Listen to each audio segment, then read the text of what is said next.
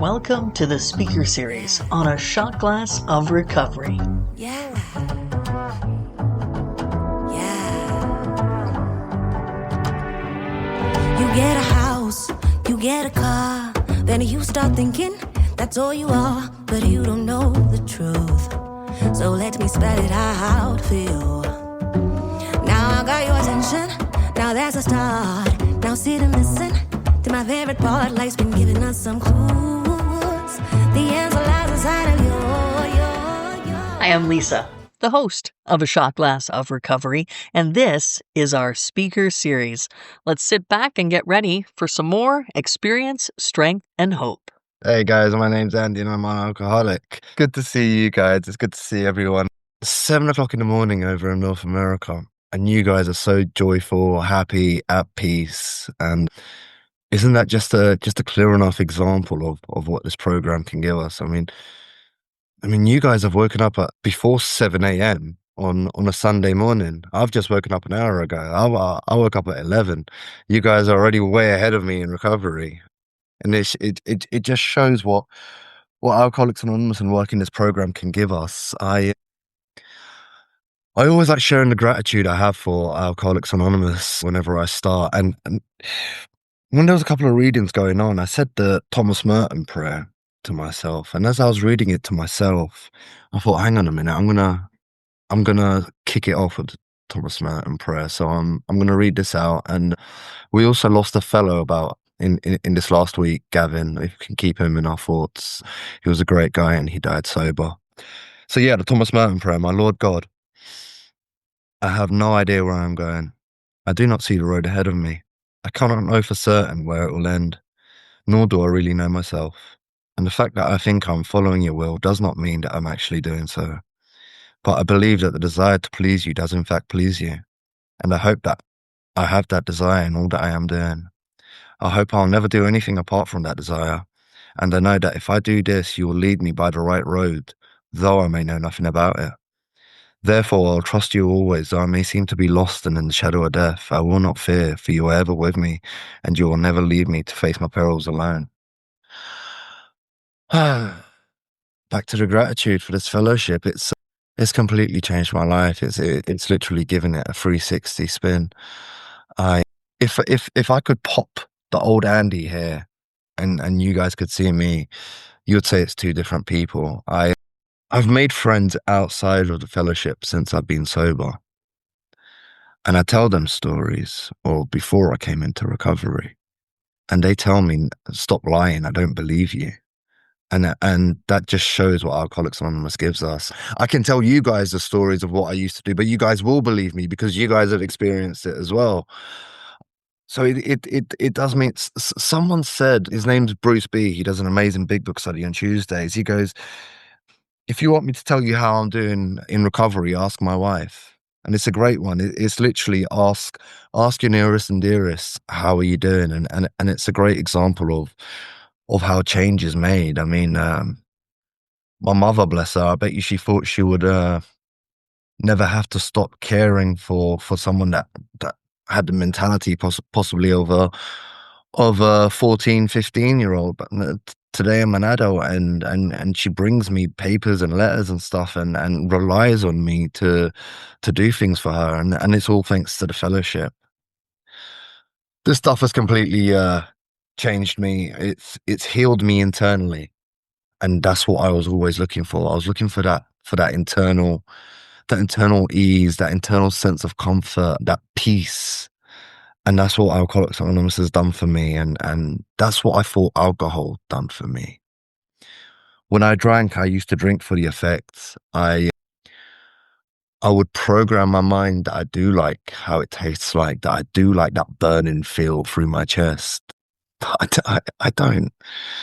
You know, would I drink alcohol for what it tasted like if it never gave me the effect? No, I wouldn't. So ultimately, I'm drinking it for the effect, not for that burn of having a really strong tequila or something, you know. I wouldn't drink it. I used to trick my mind. I used to convince my mind that I enjoyed the taste, but it wasn't. It was for the effect. And once once I did get that effect that I'm trying to look for, that is I only found this out when I came into the rooms and I started doing the big book. It's something called a phenomenon of craving that kicks in where I want more and more and more. Another way to relate to it is it's like chasing the dragon. You're looking for that feeling that you can never get that first time. And that's what I try and do over and over again. And just to touch briefly on to try and qualify as an alcoholic, uh, the worst ones was when I'd wake up the next day, probably a Sunday morning, and I'd reflect to myself and I'd be like, please let that be a nightmare, what happened last night. Please just let it be a dream, you know. And then you get more memories and more flashbacks coming in, and it's like, damn it, it wasn't a dream. I did it again. Now I've got to face the music and face reality. Then I'd look into the mirror and I'd have a conversation with God before AA. I'd have a conversation with God. And I'd say, God, why are you doing this to me? Why are you making everyone be right and making me be wrong? Because it's everyone else's fault. It's not my fault. Why aren't you blessing me like you're blessing everyone else? Why have I got this grey cloud over me? That used to be the relationship with me and God. Deep down, I did want God in my life, but I didn't feel seen by God. I didn't feel blessed by God. I just didn't think I was qualified enough for God's blessings. And yeah, I had an eventful drinking career. I've got in trouble with the police in quite a few different countries. I've been locked in a police cell in Croatia, where it's one of them really old 1950s police cells where you got the bars, and then you got the little hole in the corner of the room to go to the toilet, and it's literally just like a board for you to lay down on, and when judgment comes into it, I thought, damn man, I'd rather get in trouble in London rather than abroad. And this is when I got my great idea to move to a paradise island in Portugal. And I said, right, I'm not going to drink. I'm not going to use. But the thing is, in this island, there wasn't much for me to do apart from go to the casino. And yeah, I'd go to the casino to play, but I'd also go to the casino to drink. And then on this one evening, I said, right, Andy, you're gonna go into this casino and you're gonna play like a gentleman. You're only gonna have espressos, and you're gonna spin the roulette a few times and see if you get lucky. I don't even remember having a drink that day. It was another blackout. I didn't know my address very well because I was in a new island, a different language. But I woke up in my bed and it was another one. Was it a dream? No, it wasn't. And then I looked down in my jeans and there's a couple of drops of blood and it's not from me. And then I get that flashback of when I got locked up in Croatia for a night. And I'm thinking, damn it, if I'm going to get in trouble, I'm going to do it in the UK where I know, you know, if you get arrested, you get treated a little bit better than these places. I didn't get in trouble in Portugal at that time, but I was preparing myself. If I did get in trouble, I'd rather do it back home. I took 60 kilos of luggage with me. This is how prepared I was for a new life. I lasted 3 weeks because I was living next door to my grandmother. And I was telling my grandmother at 11 o'clock in the morning and 12 o'clock in the morning that I'm such a good grandson. I'm going to go to the bakery and get you fresh bread, grandma.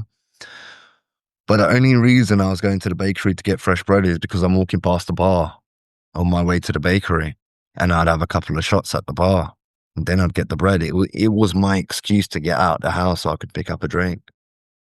And I noticed myself doing this and I thought, oh, you know, a family friend did tell me to check out Alcoholics Anonymous a year beforehand. And I ignored her. I thought, oh, you might have an issue with alcohol. You're drinking at 11 o'clock in the morning. You're making these excuses. You know, I was hanging around at the bar so long. My nan was like, where are you? And the best excuse I could come up with was, oh, there's a really long queue at the bakery. You know, this island's only got about 200,000 people. You know, there's no such thing as traffic and long queues there. Yeah, so literally 24 hours later, I got a plane ticket back home. I think I only brought back 20 kilos of luggage with me. This is about 10 years ago, guys. There's still about 40 kilos of luggage at my nan's house in Portugal. I don't have to take any luggage with me when I go there on vacation now. came back to London, and I went to see this family friend who suggested that I go to Alcoholics Anonymous a year prior to me actually doing it. But she never mentioned it again. She mentioned it once a year prior to this particular time. She says you should check out AA. It will be good for you. You'll meet some good people there. And I went to see her. It was Thursday, the 22nd of December, 2016. And I asked her, I said, Fran, do you still think I should go to AA? And she said, yeah. I said, can you help me book an appointment? So I can go to Alcoholics Anonymous. And she laughed at me and she says, you don't need to book an appointment. Just Google it and show up. And there was a meeting in central London at 3 o'clock, and this conversation was at 12. I was like, great, enough time for me to get to central London and make this 3 o'clock meeting. Just to show you the way Andy thinks, I suddenly got myself in a state of fear, and this is how crazy my fear can be. I got to central London at about 1:30, so I've still got an hour and a half to kill. And I thought, Andy, you haven't had a drink today. If you go into Alcoholics Anonymous without a drink, they're not going to believe you that you're an alcoholic. What I'm going to do is I'm going to go to this bar. I'm going to have 2 shots of tequila. I'm going to be warmed up, and then I'll get there'll be a couple of naughty guys at the back. I'll sit with the guys in the naughty corner at the back, and we can go back to this bar after. And I've made some new drinking buddies. I knew I had an issue with drinking. I knew I wasn't a normal drinker, but I was so deluded that I didn't believe that I was an alcoholic. The alcoholic for me was the park bench guy. The alcoholic for me was the things that my dad would do. And I'd purposely try not to do the things that my dad would do, so I wouldn't have to put myself in that bracket. And this is the phenomenon of craving, and this is the only memory I need to know of picking up a drink. I said I was going to go in there for 2 tequilas. I ended up having 13 shots of tequila in an hour and a half. That phenomenon of craving kicked in. I wasn't legless. I wasn't drunk. I still made the meeting dead on. I think I got there about a minute after it started. Someone passed me As Bill Sees It book, and I had no idea why they passed it to me, so I just kept it in my hand until 5 minutes later someone tapped me on the shoulder to ask for the book, because I think we were passing the book around because everyone was reading a certain page to themselves. And I listened to this speaker, very, very average human, no one special, sharing a story of hope and how Alcoholics Anonymous changed his life and how he got a sponsor and how he done these 12 steps. And and I was being sold Alcoholics Anonymous. I was like, this guy told me that his life was a mess. He was living in a squat before AA, and I was relating to that because at the same time when I returned back to the UK, I was couch surfing at people's houses, and I was couch surfing at people that I didn't really like, but they opened their door to me. So I'm grateful for them, whether I liked them at the time or not. They let me stay at their house and stuff. And I related to some small bits. Obviously, I didn't relate to everything. I don't expect you guys to relate to everything I say.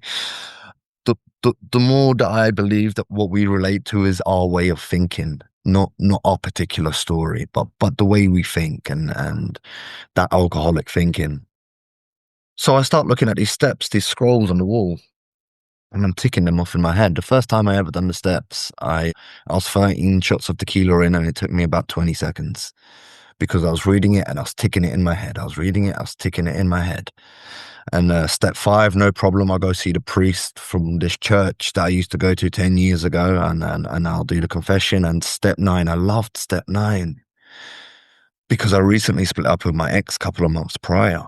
And I thought, great. This is a perfect opportunity to call up my ex and say, babe, we need to meet up. Let's go for coffee. I need to get some things off my chest. I need to apologize to you. I thought, great. And now maybe she sees that I'm sober. Maybe we can get back together, right? So I don't know how, but I turned step 9 into a positive situation. Thankfully, I didn't do that. I managed to get a sponsor in this first meeting with 13 shots of tequila in me. Someone offered to sponsor me. And the only reason someone offered to sponsor me was because one of you guys approached me. I had no idea how to get a sponsor. One of you guys approached me after the meeting. He says, are you new? And I said, yes, this is my first meeting. And he invited me up for coffee. And then the crazy fear again. My plan was to go back to the bar with the naughty corner. And now I got this guy that's invited me for coffee, and now he's probably going to try and hit on me, and I need to explain to him, no, I'm trying to get back with my ex, actually. Thanks for asking. But this is where the spiritual experience is already in action, and there was a benefit of a doubt that I gave, and I went for a coffee with him, and he bought me a coffee, and he asked me if I believe in a higher power, or if I'm willing to go to any length to get sober, and I had no idea what a higher power was, and what he meant about going to any lengths. You know, the first thing that popped into my head was swimming. You know, go to any lengths to get sober. I was so naive about Alcoholics Anonymous that I actually thought I had to be drunk to go into this meeting. And he speaks to me, and he told me what a higher power was. And he says, if you want, also I'll sponsor you.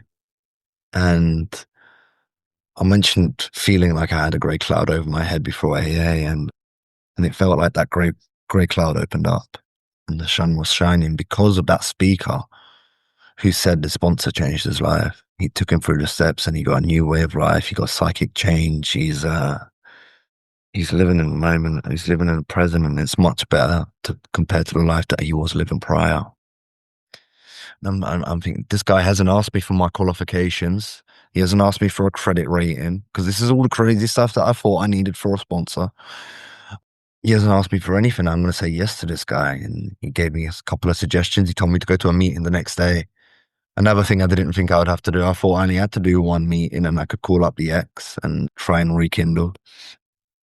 So I went to this meeting. The next meeting was again in central London, and he told me to get a big book and a Just for Today card. Just for Today card is a beautiful piece of literature that kept me going for a very long time, and it still does today.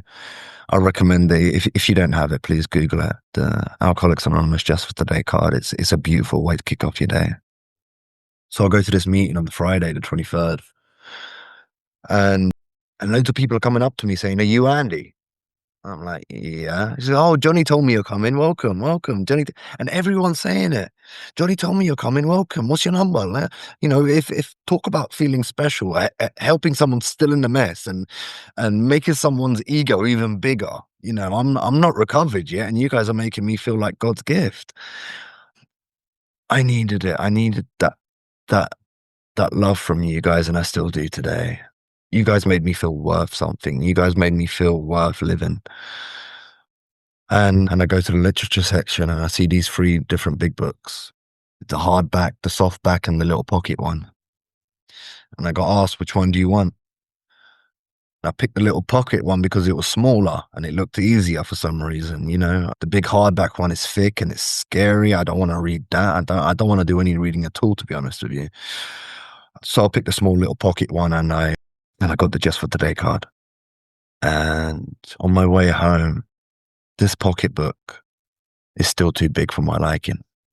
So my great idea is, right, Andy, once you get home, jump on the laptop, Google Alcoholics Anonymous, the movie, watch the movie, and then lie to Johnny and say you've read the book. This happens in the book. Before I could do any of this, before I could actually Google it, I think I must have been texting Johnny on my way home. And he says, "Great, Andy, I want you to read 2 pages a day starting from the doctor's opinion." I'm really good at justifying things to go my way and justifying things to go how I want it to. I could not justify not reading 2 pages of a book. I couldn't do it. I got home that evening, and I read 2 pages of the doctor's opinion. There's only another 2 pages. There's about, I don't know, you know, there's 4 pages back then on both sides at 8. But I end up reading all 4 pages, each side of them. And I told you I didn't believe I was an alcoholic, so my eyes were closed, metaphorically, as I'm reading this book. And I'm reading these 2 pages of the doctor's opinion. My eyes open up a little bit. I'm reading the other 2 pages. My eyes open up a little bit more. And I just had to go into Bill's story after. I just had to. And I read the 2 or 3 pages of Bill's story, and that's the realization that I got. And it was, God damn it, it wasn't a good feeling. I didn't want this feeling. It's, God damn it, Andy, you're an alcoholic. You can't leave this stuff. I didn't want to be here. I didn't want to be with you guys. I just wanted a good excuse to contact my ex and try and fix things up. And maybe make some drinking buddies at the same time. Yeah. And ultimately, that was the best thing that I've ever done in my life. I've stayed plugged into this program to the best of my ability. I did get my first year sobriety. I did give myself a graduation certificate, and I thought I graduated from Alcoholics Anonymous, and I stopped doing all my service commitments after a year. And I've done this stuff for a year. I've read the book once, and I've done service for a year. I'm an expert at this stuff. I'm just going to show up to meetings that have a good fellowship, have a good parking lot where they go to a good restaurant after, so I can see someone because I actually genuinely like you guys. You guys are cool people, so I still want to see you guys, but I'm not working a program. I've turned into someone that just shows up to meeting to have a laugh and not take this program seriously. And I end up waking up sober. I've completed the steps. I've read the book once, and I'm not doing any service. And I'm not picking up a drink either, but I'm waking up, and life's got me so much, man. It's like, and I must have been having some really good dreams because I was waking up and I was saying, God, why did you wake me up? This reality of life is crap. I'm sober. My life is supposed to have changed. You're supposed to give me everything I want, God, because I'm sober, and I've got nothing. So I'm having this conversation with God on, I had expectations, and you guys said make your own perception of a higher power. So obviously, an alcoholic like me is going to say, my God's going to give me everything I want. My God's going to let things go my way. I completely misinterpreted your own interpretation of God. It's my own understanding of God, and it's how I learned to understand. And the best way today for me to try and keep it simple and understand my higher power is God's mysterious. It works in some crazy ways because I believed that I knew God's tactics. If I do service, if I'm nice to the old lady crossing the road, if I get a bit of shopping for the lady and give it to her, God's going to reward me because I've done something good. God doesn't work like that. I should be doing that because I want to do it and because I want to be of service. And thank God for today. I do that today, and I don't expect anything back. It's thanks to Alcoholics Anonymous. What you guys have taught me in this room is how I've learned to be of service outside of Alcoholics Anonymous. It says practice these principles in all your affairs, and that's exactly what I try to do today. I don't try and do it in a 1 hour meeting. If I wanted to give you a spiel, I could go listen to Mark Houston or John Charlie and write down everything they say and say it to you guys, and you guys can think I'm the most amazing speaker. But that's the challenge for me is when you guys aren't watching me and when you guys aren't looking at me and hearing me. The challenge for me is when I'm on my own in here, in this real world of reality. And the perception that it has continued to improve this interpretation of God, and I've always tried to keep this. How long have I got? Okay, I've always tried to keep this perception of having an open mind. It even says it in the books. Be quick to see where religious people are right, and I'm open to listening to all religions. And if I relate to it and I adapt to it, I respect it firstly. And if it's something I think I can adapt into my own spiritual program, I'll do it. And it was a recent discovering, let's call it, that I've had, and I love this perception, and it helps me stay spiritual. But I'm a spiritual being living in a human body. I'm living in this world full of humans, but I'm not necessarily a human. I'm a spiritual being. Some of these people might not be spiritual beings; they just might be humans. And then I can get tricked. I can trick myself into acting like a human, and this is where the defects of character come in. The the retaliation and envy and being unkind because I'm acting as a human. I'm not acting as a spiritual being. So it's that's the challenge for me. Is whenever I'm out there, just remind yourself, Andy, that you're a spiritual being, and there are spiritual principles that are laid out in this book that I do my best to follow on a daily basis, and it's all practice. I know people in this fellowship that have been around for about 50 years, and they still practice it. So I've just recently celebrated 9 years of sobriety. I'm in my 10th year of sobriety now. I just did my 10th sober Christmas and my 10th sober New Year's, and and I've had a great time. I've had fun. We we have conventions. We're not a glum lot. We just before this meeting started is a great example that we're not a glum lot. We can all have a laugh. We can tease each other and be friendly and smile. Just the energy of this meeting when I came in and when I was listening to you guys when I was making a coffee, it's the perfect meeting to kick off a day. It really is. It reminds me of that second meeting that I went to, and everyone said to me, "Oh, are you Andy? Are you Andy?" They make you feel so welcome. They ask for your number. They make you feel loved. And I love that. And going to these spiritual principles that are expressed in the book, it's tolerance, compassion, forgiveness, patience, humility, goodwill, and love. They're just some of these principles that are expressed in this book, and I can't tell you that I live by them perfectly, 24/7. The human Andy still can still jump in, but then there's the power of the pause that people call it, and that power of the pause sometimes the power of the pause comes very late. Sometimes the power of the pause comes instantly, and you put yourself back into place and right. What has this 12-step program taught me? What is my new way of life? I've got a psychic change today.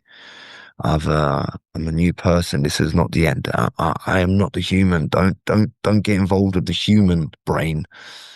Be involved with the spiritual soul and mind, and just try and adapt to that. And it's something that we need to balance every now and then. Sometimes I do in certain situations. I need to be the human, but that's got enough. That's probably more in a work sort of setting rather than a life setting. Before I came into Alcoholics Anonymous, I only expected to make a few drinking buddies because I ran out of friends. You know, my friends were still my friends, but they were distant friends. You'd stop getting the invites. My friends would start having kids, and you wouldn't be invited to their christening, the kids' christening. My friends started getting married, and you'd get the invitation for the wedding, but you wouldn't go because then I had to make up some bullshit story. So excuse my language, some BS story that I had to go to Portugal for an emergency. Sorry, I didn't go to the wedding. These people paid for a meal for me to have at their wedding. These things are paid per head, and I let them down because of my addiction. And it gets to a stage where you make so many excuses. They're like, yeah, whatever, Andy. Andy's just Andy. I had an auntie tell me I was about 2, 3 years sober, and it was the greatest thing that she ever told me. And she says, Andy, we just lost hope in you. We thought this was going to be you for the rest of your life. And knowing that I was recently turning 3 years sober and that I managed to do it, it was the best feeling ever because I proved the people that gave up on me wrong. You guys never gave up on me. My sponsor never. My sponsor done things for me that it is not written in the big book for a sponsor to do. My sponsor went above and beyond for me, and that guy saved my life, and he's still my sponsor today. He's a loon. He's crazy, and I love him, and he doesn't care what people think of him. But when it comes to being spiritual and talking AA, he's right up there, and I'm grateful for that. And that's what I try and do. I try and come into this meeting, into meetings with a smiling face and having a laugh and being happy and being an example to this fellowship, not only in AA, but being an example to AA outside of AA. And just because I'm helping an old lady cross the road, I'm not going to tell her, oh yeah, I'm helping you cross the road because I'm in Alcoholics Anonymous. No, I don't do that. I just help her cross the road. Then maybe if me and this old lady, you know, start building a relationship, so to speak. This has never happened, by the way. But if we start seeing each other on a daily basis, and then her son is in trouble with addiction, then I can open my plant up and say, oh, by the way, I do these meetings. I can bring your son with me if you want. But that's all about being the example to Alcoholics Anonymous, and it goes to the responsibility statement. When anyone anywhere reaches out for help, I want the hand of AA always to be there, and for that I am responsible. And it says anyone, anywhere. It doesn't say alcoholic. And I heard someone say this, and I reflected on it. Got 10 minutes, sweet. Even if I got everything that I ever wanted, I would have still fallen short because God's got a better plan for me. And when I heard that, I was a couple of years in when I heard this. Even if I could get everything that I ever dreamed of, I would have still missed out because God's got a better plan for me. I thought, screw up everything I ever wanted. I want God's plan. And we're going to go back to the Thomas Merton prayer where it says, and I know that if I do this, you'll lead me by the right road, though I may know nothing about it. I'm on a journey right now, and a lot of things aren't going my way, and a lot of things aren't going how I expect it to fall. And this is me in my 10th year of recovery, and there's a lot of things that I would have changed if I could make it, if I had the power to. But ultimately, I trust God's plan and this journey that I'm in. Whether I find out why X, Y, and Z has happened in my life, it's got nothing to do with me. I don't necessarily need to know why it's happened. I just need to trust it. Trust it's happening for a reason. Another one, someone else said was, Alcoholics Anonymous might not necessarily open the gates of heaven and let me in, because I've still got the power of choice. I've still got the choice to be good and bad. I've got the choice to be the human or to be the spiritual soul. But Alcoholics Anonymous sure has opened the gates of hell, and it's let me out. I'm not in that chaos anymore. I'm not in that mayhem. I'm not waking up hungover thinking, was this a dream? Was it a nightmare? Waking up to reality, you know, going through your phone and reading some of the evil things that you send people. Gosh. Ugh. And then expect them to apologize to me for it was you that made me that angry. It's your fault. How crazy is that? Everything's my own fault. Everything that I did, and I got to do that today as well. I need to bounce it back onto myself if I'm unhappy with something. It's always something to do with me. And I was telling you about this graduation that I thought I had in my first year, and I'll bring you back to that. And I spoke to my sponsor about this. I said, Joe, something doesn't feel right. It feels like I'm walking on a tightrope. And he laughed at me. My sponsor loves to laugh at me when I'm concerned and when I'm worried. And he says, Andy, what do you think you need to do about it? And this is another thing, he never told me what to do. He would say, what does your conscience tell you? Have you prayed about it? What message have you got from God and your conscience? And I told him I need to do everything that I was doing in the beginning. I need to plug myself back into these steps. I need to plug myself into service again. Just showing up to meetings wasn't working now. It wasn't working completely, because showing up to meetings kept me until that point, So meetings are very important as well. But it didn't complete the cake. It was a third of the cake. And I heard someone say this the other day, and it's a great example. Think of this AA triangle as a three-legged stool. Three-legged stool. You take one of them legs out, and that stool is not standing up. I need all 3 points of that stool for this stool to stand up. Recovery, unity, and service. And I try and do that to the best of my ability today. My relationship with God always continues to. Someone told me once. They said, "Go on, when you go out tomorrow, see if you can find God." And I'm thinking, how crazy is this? Well, but I know what she meant as well. And I can look out the window and I can see the sky and the trees and stuff like that, and I can see God in God's creation, so to speak. But I woke up the next day and I said, right, I'm going to go and find God. And as soon as I got out the car, I see this gang of people walking around with a massive crucifix. And it was literally in that moment that I'm trying to find God. And it was literally an LOL moment. It was like, how more blatant can this be, trying to find God? And I see, I don't know if they were Jehovah's Witnesses or if it was during Easter, but it was someone carrying a massive crucifix. And I thought, wow, it's all these little spiritual synchronicities that I love connecting. There's a lot of reflecting that I do in sobriety. I've told you things don't just because I've got X amount of years sober, it doesn't mean things go my way. You know, I still get into challenges, but I've got you guys to share this with, and I've got my spiritual conscience, and I can ground myself, and I can find hope again. I can fall into being agnostic. I can fall into that fear. You know, why is this happening? Why is this happening? I'm scared. I'm sober. I shouldn't be experiencing this. Should be graduated. It was probably last year or the year before. Certain situations were happening, and I thought, you know, my faith is running out. God, I uh, I think this is all a scam, and this is me probably, you know, 7, 8 years sober.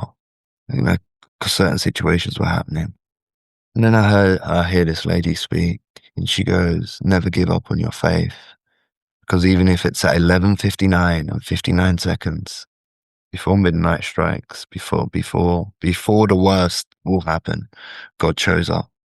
And that's exactly what happened. I was about to lose faith, and I can't tell you the exact situation because I don't, but I felt it. And I thought, wow, I was literally about to lose hope, and what I was given another spiritual experience. I know there is something out there. I can't tell you what it is, and it's not for me to tell you what it is. It's for you to experience yourself. But I know it's there. I can feel it, and I trust it. And going back to this Thomas Merton prayer, you know, though I may know nothing about it, even though things aren't going how Andy wrote his book, I trust God's book more. And I'm going to continue going by it. I've got about 3 minutes left. Yeah, I love this story about the man in the hole. This is a great example of what Alcoholics Anonymous has done to me and what we do for others. So this is a story about an alcoholic who falls into a hole. Yeah, Mike knows it. So an alcohol and Chris. So an alcoholic falls into a hole, and he can't get out. He keeps trying to climb out of this hole, and loads of people walk by to try and help him get out the hole, but he's not coming out of this hole. You know, even a doctor walks past and he says, "Take this prescription," and the alcoholic in the hole takes the prescription, but he's still stuck in the hole, and it doesn't get him out of the hole. The priest walks by and he says, "Don't worry, I'll pray for you." You know, the priest prayed for him, and it didn't work either. You know, the alcoholic is still stuck in the hole. A psychologist walks past and he says, "I can help you understand why you're stuck in this hole." But ultimately, he's still stuck in this hole. Now, a member of Alcoholics Anonymous walks past this hole, and the member of Alcoholics Anonymous jumps inside the hole. And the alcoholic says, "What the hell have you just done? Now we're both stuck in this hole. We're going to be stuck in here." And the member of AA says, "Don't worry, I've been stuck in this hole before, and I know the way out." And a member of Alcoholics Anonymous guided this alcoholic outside of the hole. And that's what you guys did for me. You know, I was stuck in a hole, and I do thank my sponsor for a lot that he did for me, but he didn't do it alone. You guys that were there with me. You guys were there supporting me as well. Me building this understanding of it. This life it's a never-ending understanding of the spiritual way of life. There's always something new to seek, and a new synchronicity to join and align somewhere. And until then, we can just keep looking inside holes to see what alcoholics we can find to help out. You know, there's I'm gonna share this, and I haven't shared this. But the lady who told me to come into AA, and I asked her how to book an appointment. Today, I am taking her son to meetings. You know, how full circle is this? You know, I love Zoom. You know, Zoom's easy. I don't have to get out of the house. I don't need to get cold. But because of him, I'm not only taking him to a physical meeting, but he's taking me to a physical meeting. This is how we help each other. Huh? Because if it wasn't for him, I'd be sticking with Zoom. And I'm telling you, these physical meetings are so important. It was the physical meetings that got me sober. You know, I got sober before COVID. So I do believe in having a healthy balance of both. I'd like to thank all of you guys for listening to me, and I wish you all a peaceful, joyful, happy Sunday, guys. Just a quick reminder to subscribe, like, or follow if you like the show on any of your favorite listening platforms. If you like the speakers and other content on the podcast, please show us some love by leaving a review and consider making a PayPal contribution to help keep the show going at paypal.me/a shot glass of recovery. Every dollar makes a difference, and we thank you. Our speakers come from my AA home group, AA Solution Seekers. We meet every day at 7 a.m., so pop in sometime and say hello. Until next time, thanks for joining me on A Shot Glass of Recovery. Everything you do, the answer lies inside you.